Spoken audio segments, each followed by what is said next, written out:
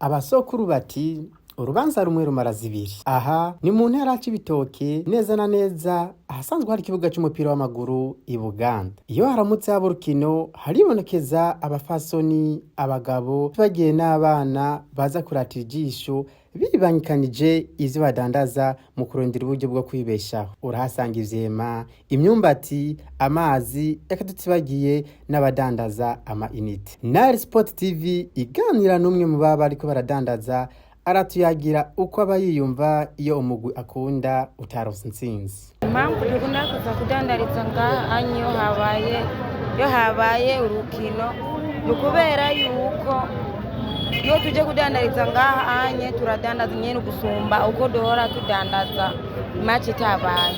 Mbanje gufana no kudandaza kubera nkunda itimu nyene ya Bumamuru. Wapi ntago niyumva neza, nari kuryoherwa nyene iyo dutsinda twenyene abandi badatsinze.